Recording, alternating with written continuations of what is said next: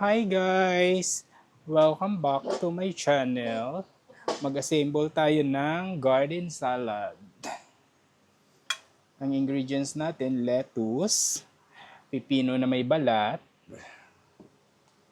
tapos pipino na binalatan, tomato, tuna, century tuna, mayonnaise, tapos parmesan cheese, tapos pickles.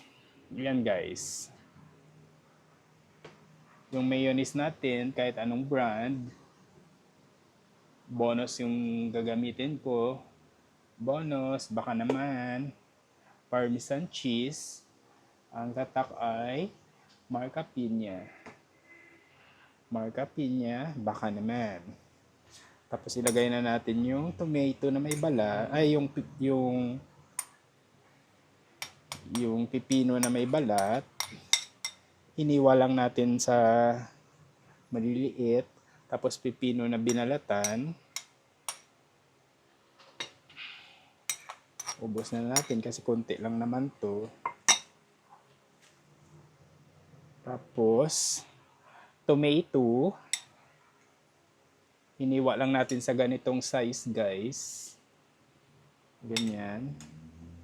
Tomato.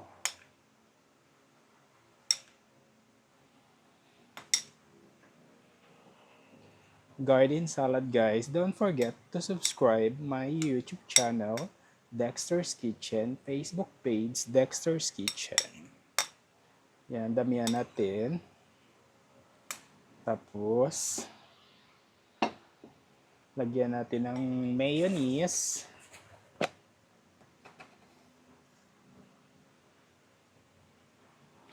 Mayonnaise.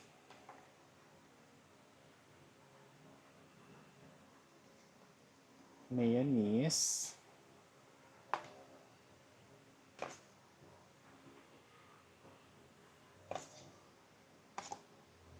Ganyan lang siya guys.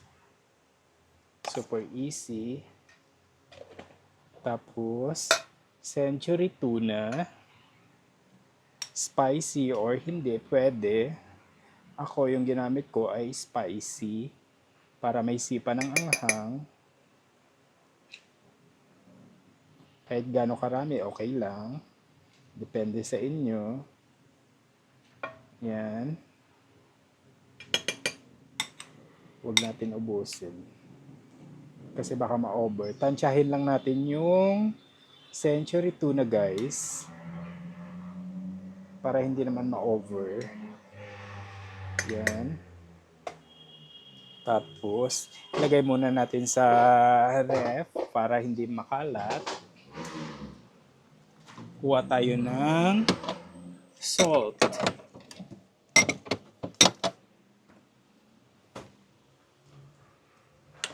Salt at paminta. Mag-grind tayo ng paminta. Yan. Flavor and salt to taste. Konti lang.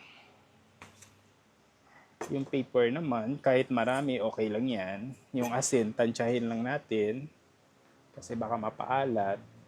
Yung magkaroon lang ng konting lasa. Yan. Patak-patak lang. Okay na yan. Okay na yan, guys. Balik muna natin para hindi masyadong makalatingnan yung ating platings. Tapos, lagyan na natin guys ng pickles. Gusto malagyan ng chili sauce? Di ba hindi na yan ayaw? Yan. Okay na yan guys. Ganyan lang siya. Super easy lang.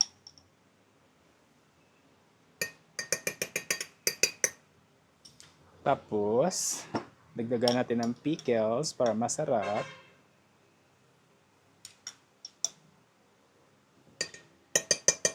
ito yung dinner namin ngayong gabi, guys. Tapos, Parmesan cheese. Ito yung magpapasarap. Maraming Parmesan cheese.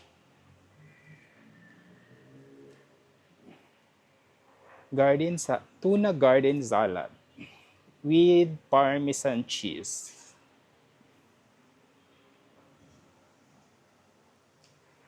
Yan lang siya, guys. Tingnan nyo, guys. Di ba masarap?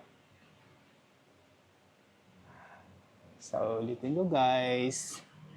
Pakita ko sa inyo ng malapitan, guys. Ayusin natin yung camera.